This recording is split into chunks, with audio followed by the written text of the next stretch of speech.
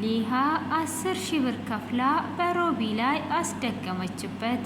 ህይወትን ጠልቶ እሷን እንዲወዳትና እንዲያፈቅራት የሱን ልብስ ይዟ በመሄድ አሰርታበት ትገኛለች።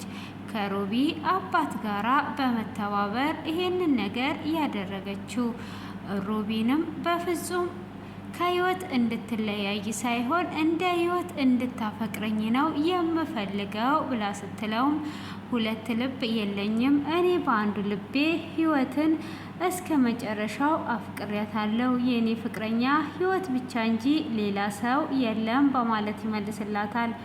እሷም በፍጹም ይሄንን ነገር አልቀበልም አልተውም ብላ ታስባለች።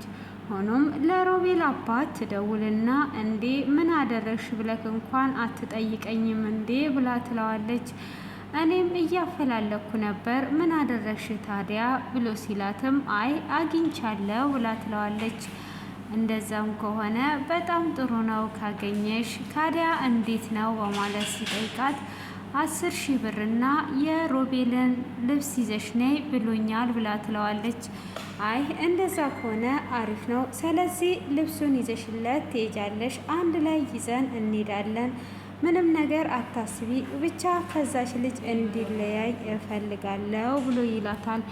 እሷም ምንም አይነት ችግር የለውም፣ እንደዛ ከሆነ ዛሬ እንገናኝ ብላ ስትለውም አይ ዛሬ የባለቤቴ እናት ስለታመመች ልጠይቃት ሄዳለሁ፣ በጊዜ ከተመለስኩኝ አብረን እንሄዳለን ብሎ ይላታል። እሷም እንግዲህ እሺ በማለት ያንን ነገር ከተስማማች በኋላ እንደዛ ከሆነ ማንም ቤት የለም ማለት ነው፣ ስለዚህ ከሰራተኛዋ ሄጄ ልብሱን መውሰድ እችላለሁ በማለትም ያኔውኑ እነ ሮቤል ቤት ትሄዳለች። እነ ሮቤል ቤትም ሄዷ የሮቢን ቲሸርት ትወስድና ጠንቋዩ ጋር ትሄዳለች። እሱንም ታገኘውና ይሄው አምጥቻለሁ ብላ ስትለውም እሱም ይሄ እኮ የተለበሰ ነው ብሎ ይላታል። እኮ የተለበሰም ቢሆን አሁን ሁሉንም ነገር እንድታስተካክልልኝ ነው የፈለኩት ብላ ትለዋለች። የተለበሰ ልብስ በፍጹም አይሆንም፣ እሱ ለብሶ ያቆሸሸው ውሃ ያልነካውን የእሱ ላብ ያለበትን ነው የምታመጪው ብሎ ይላታል። እባክን በዚህ ስራልኝ፣ እኔ ከየት አመጣለሁ እሱን ብላ ስትለውም ሰዎች ከጅብ ቅንድብ ላይ ያመጣሉ፣ አንቺ ይሄንን ቀላሉን ነገር እምቢት ያለሽ እንዴ ብሎ ይላታል። ለዛውም ከሞተ ጅብ ሳይሆን በህይወት ባለ ጅብ ነው የሚሰራው ብለዋል ይመልስላታል። ይሄንን ደግሞ እንዴት ታውቃለህ? ከሞተ ያምጡ ወይስ በህይወት ካለ በማለትም ስትጠይቀው አይ እሱማ መድኃኒቱ አይሰራላቸውም ብሎ ይመልሳል። እንደዛ ከሆነ ካዲያ እኔ መድኃኒቱ ባይሰራልኝ ማን ነው ተጠያቂ ብሬን ከከፈልኩ በኋላ ስትለውም እሱ ብሩን ከፍለሽ ስትጨርሺ ማን ተጠያቂ እንደሆነ እነግርሻለሁ። አሁን ሁሉንም ነገር አድርጊ፣ የተባልሽውን አጠናቀሽ አድርጊ ብሎ ይላታል። እሷም እንግዲህ ምንም አይነት አማራጭ ስለሌላት እሺ በማለት ልብሱን ይዟ የቆሸሸ ልብስ ፍለጋ ትሄዳለች። ሆኖም ህይወት እንግዲህ ዛሬ ላይ ፍርዬ ከቤቴ ካልወጣሽልኝ ብላ ትደበድባታለች።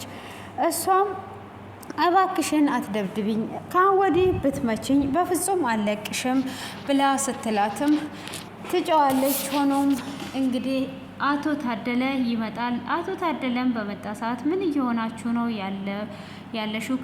ከልጅሽ እኩያ ጋር ጭራሽ ትደባደብ ያለሽ እንዴ ብሎ ይላታል። እንዴ አንተ ነህ ያስደፈርከኝ፣ እኔ ራሴን አስከብራለሁ፣ ያስደፈርከኝ አንተነ፣ ይሄ ሁሉ ነገር እያደረግክ ያለ አንተነ፣ ስለዚህ ይሄው እቤት አምጥተ አስደበደብከኝ። እቺ ደሃ መናጢ ምንድነው እዚህ የምትሰራው? እኔ በዛን ሰዓት እናተ ትሂድ በምትሉ ሰዓት እምቢ ብዬ ነው በማለት እንግዲህ ክፉ ቃላትን እየተናገረች እየሰደበቻትም ነበረ። ሆኖም ምን እየሆንሽ ነው ያለሽው ፍርዬ? ተረጋጊ እንጂ እንዴት ነው እንደዚህ የምትያት ብሎ ሲላትም ምንም የምረጋጋው ነገር የለም፣ በቤቴ እንዲህ መደፈር የለብኝም፣ ራሴንማ አስከብራለሁ በማለት እንግዲህ ትናገርና ትወጣለች። እሷም እንግዲህ እንደዛ ተናግሯ ከወጣችን በኋላ ታዲያም ፍርዬ ምን ሆና ነው ብላ ስትል የልጄ ክላስ ገባሽ ብላ አንቋ ልትገለኝ ነበረ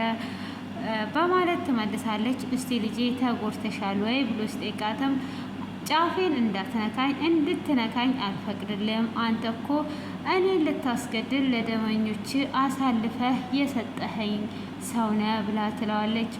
እሱም እንግዲህ ይህንን ያደረኩበትን ምክንያት አንቺ ታውቂያለሽ። መጀመሪያ ጊዜ ደመኞቹን ራሱ ያመጣሹ አንቺ ነሽ፣ የአይን ምስክር ደግሞ አንቺ ብቻ ነሽ ብሎ ይላታል። እሱን አሁን እኔ ምንም ነገር ካንተ የምፈልገው ሆነ የምሰማው ነገር የለም፣ ስለዚህ ዞር እንድትልልኝ ብቻ ነው የምፈልገው ብላ ትለዋለች። እሱም በፍጹም እንድትጎጂ አልፈልግም፣ ምን እንደሆንሽ ማወቅ እፈልጋለሁ ብሎ ሲላትም አሁን ዞር ብቻ በልልኝ ብላ ትለዋለች። እሱም እንግዲህ እሺ በማለት ወደ ውስጥ ይገባል።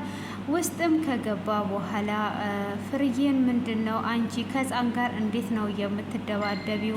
እኩያሽ ከሆነች ልጅ ጋር ትደባደቢያለሽ እንዴ ብሎ ሲልም እቺ ድሃ መናጢ ከቤቴ መውጣት አለባት፣ በፍጹም እዚህ ቤት አታድራትም፣ ከዚህ ቤት መውጣት አለባት በማለትም ስትናገረው ቤቱ የኔም ያንቺም ነው፣ እኔም ኃላፊነት እዚህ ቤት ላይ እንዳለኝ እንድታውቂ እፈልጋለሁ በማለትም ሲመልስላት አንተ ወንድ ልጅ ሆነህ እቤትህን የማታስከብር ከሆነ እንደዛ ብሎ ነገር የለም በማለት ምላሿን ትሰጠዋለች። እሷም እንዲማ እንድትናገረኝ አልፈልግም፣ ዛሬውኑ ከቤቴ አወጣታለሁ ብላ ትለዋለች። እሱም እንግዲህ ይደበቅና ለማርታ ይደውልላታል። ማርታንም የት ነው ያለሽው ብሎ ሲላትም እየመጣው በአቅራቢያ ነው ያለሁት ብላ ትለዋለች። እሱም እንግዲህ ፍርዬን ለመርዳት በሰራተኝነት ህይወት ገብታለች ብሎ ይላታል። እንዴት ነው ድጋሜ ሰራተኛ አድርገ ቤትህ የምትቀጥራት? ይሄንን ቃላት ከዛሬ ጀምሮ እንኳን ፍርዬ አንተ ራሱ ብትናገር አለቅም። እንዴት እንደዚህ ልጅን ወደ ቁልቁል ትመልሳለህ? ከዚህም በኋላ እኮ አንተ ትልቅ ሰው ሆነሃል። ፍርዬ መውለድ አትችልም፣ አብቅታለች።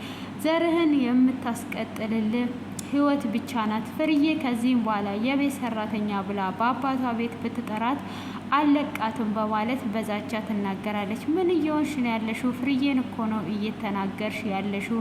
ማርታ ታውቆሻል ወይ? ፍርዬንማ እንደዚህ እንድትናገሪያት አልፈቅድም በማለትም ሲላት አይደለም ፍርዬ አንተ ከዛሬ ቀን ጀምሮ ሰራተኛ ብለ ስትጠራት ብሰማ አለቅህም ብላ ትላለች። እሱም ይሄንን ነገር እደግፍልሻለሁ፣ ግን አሁን ላይ ፍርዬ ምንም ነገር እንድትናገሪ አልፈልግም ብሎ ይላታል። እሷም እንግዲህ እንዴት ነው የማልናገረው እያለች እጅግ እየተናደደች እየተናገረችውም ነበረ።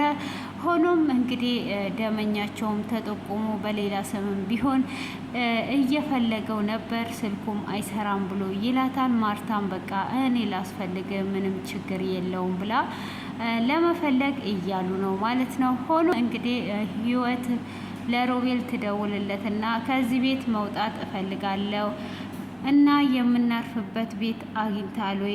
እንደዛ የምትወደኝና የምታከብረኝ አንዳንድ ጊዜ ሴጣን እየሆነችብኝ እየተቀየረችብኝ ተቸግሬያለሁ ብላ ትለዋለች። እሱም እንግዲህ ምንድን ነው እሱ በማለትም ሲጠይቃት እኔ ግራ ገብቶኛል፣ ምን እንደሆነ ሊገባኝ አልቻለም በማለት እንግዲህ ምላሽ ትሰጠዋለች።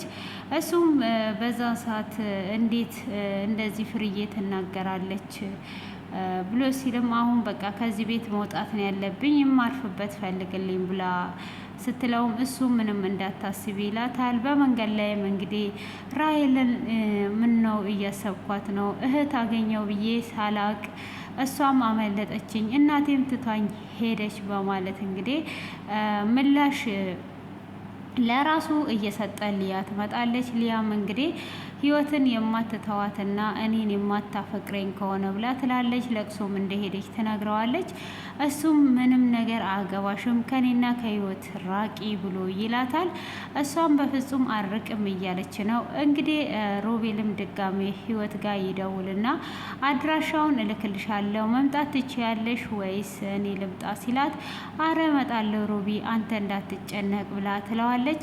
እሷም እንግዲህ ቤት ገብታ በሉ ስለነበረን ቆይታ አመሰግናለሁ ብላ ልትሰናበት ስትል፣ ፍርዬ አንቺ ደሃ መናጢ፣ አንቺ መርዝ ሴትዮ ከዚህ እንድትሄጂ ነው ፈልገው ተመልሰሽ በፍጹም እዚህ ቤት እንዳትመጪ ብላ ትላታለች።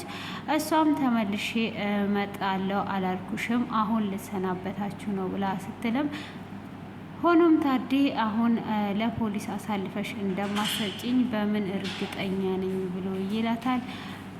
እሷም እንግዲህ እንደዛ በምትለውም ሰዓት እኔ እርግጠኛ ነኝ በቃ ተይኝ ብሎ ይላል።